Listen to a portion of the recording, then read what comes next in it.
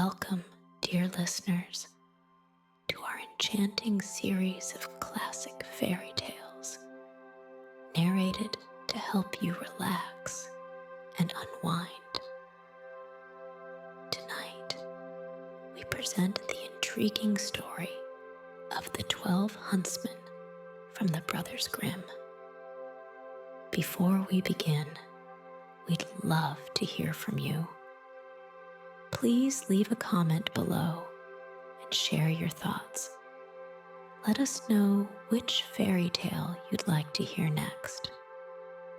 Your suggestions help us bring you the stories you love the most. Now, find a comfortable place where you can fully relax.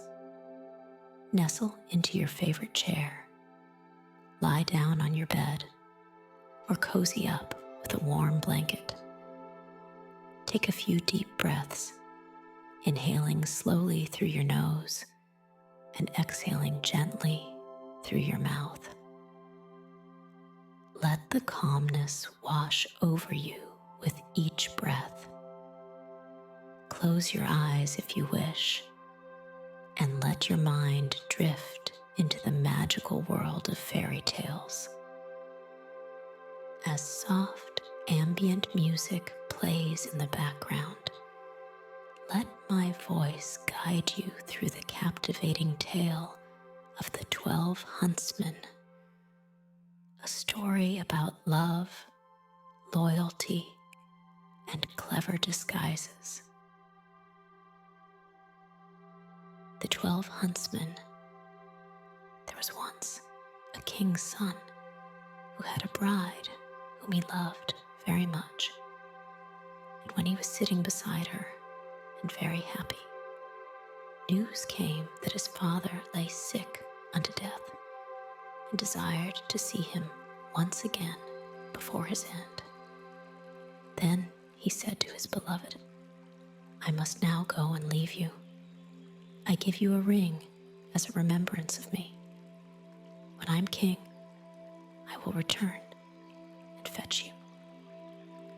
So he rode away, and when he reached his father, the latter was dangerously ill and near his death. He said to him, "Dear son, I wish to see you once again before my end. Promise me to marry as I wish." And he named a certain king's daughter who was to be his wife. The son was in such trouble that he did not think what he was doing, and said, "Yes, dear father, your will shall be done." And thereupon the king shut his eyes and died. When therefore the son had been proclaimed king, and the time of mourning was over, he was forced to keep the promise which he had given his father, and caused the king's daughter to be asked in marriage, and she was promised to him. His first betrothed heard of this, and fretted so much about his faithfulness that she nearly died. Then her father said to her, "Dearest child, why are you so sad? You shall have whatsoever you will." She thought for a moment and said, "Dear father, I wish for 11 girls exactly like myself in face, figure, and size." The father said, "If it be possible, your desire shall be fulfilled." And he caused a search to be made in his whole kingdom until 11 young maidens were found who exactly resembled his daughter in face, figure, and size.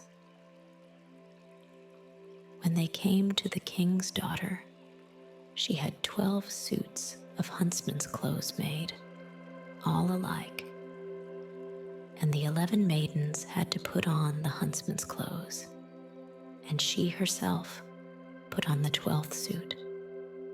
Thereupon she took her leave of her father and rode away with them, and rode to the court of her former betrothed, whom she loved so dearly.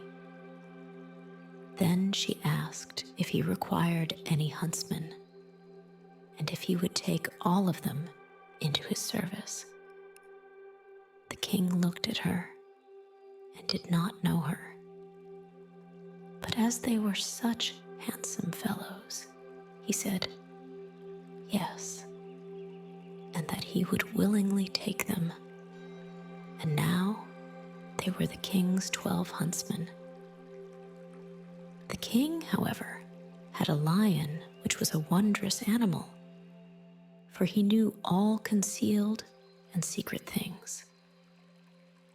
It came to pass that one evening he said to the king, "You think you have 12 huntsmen?"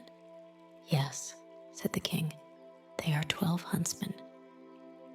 The lion continued, "You are mistaken. They are 12 girls." The king said, "That cannot be true.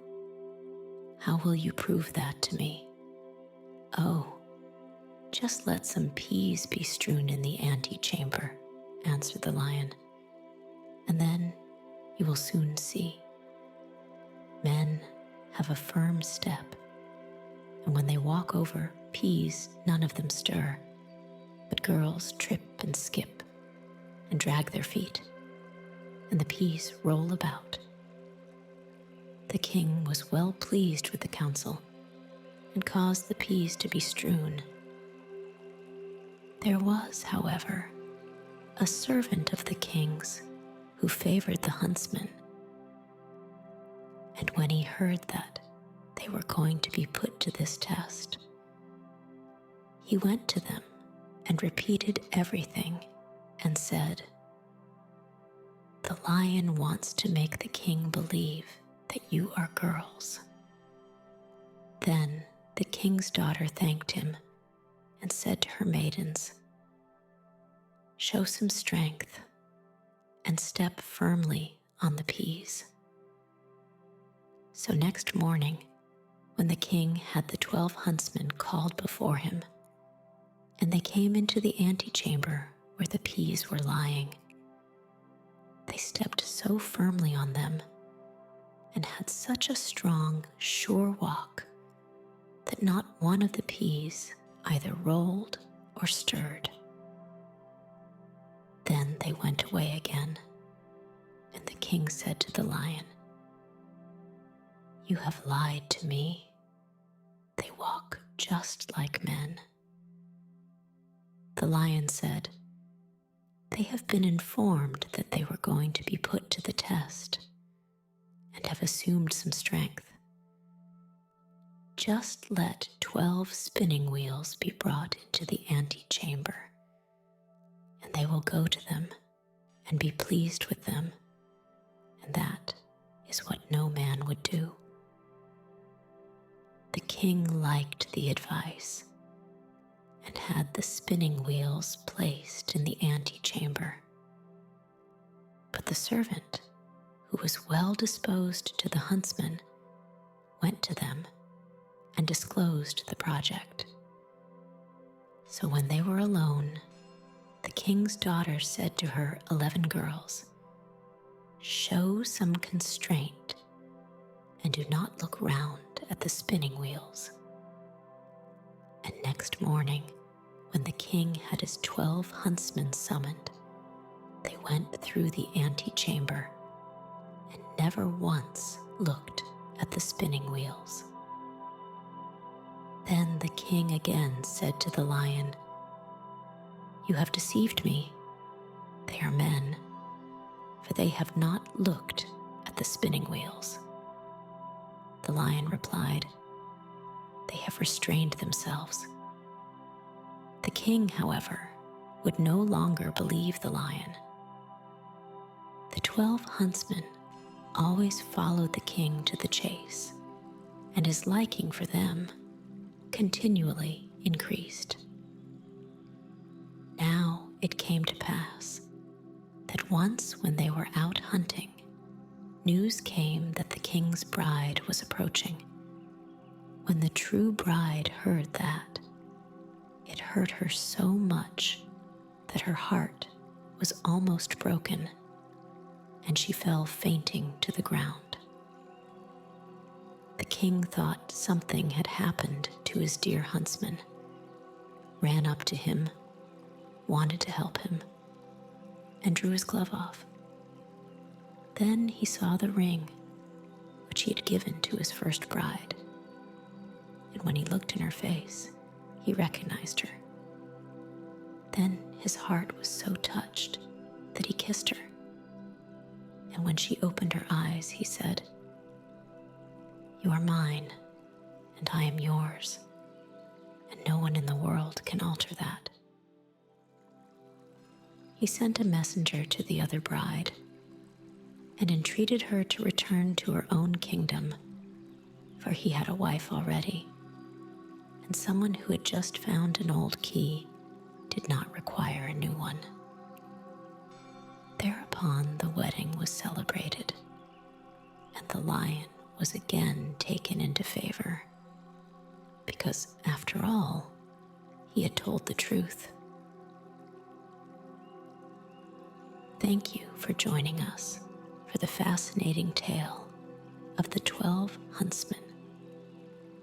This story teaches us about loyalty, ingenuity, and the strength of true love. It reminds us that even in challenging situations, perseverance and cleverness can lead to a happy ending. We hope you enjoyed this story and found comfort in its message. If you did, please leave a comment below and tell us which fairy tale you'd like to hear next. Your input helps us create the perfect bedtime stories for you. As you drift off to sleep, carry with you the warmth of this tale. Remember, loyalty and love can conquer any obstacle. May this thought bring you peace and inspire a wonderful day ahead. Thank you for being part of our fairy tale journey. Until next time, sweet dreams.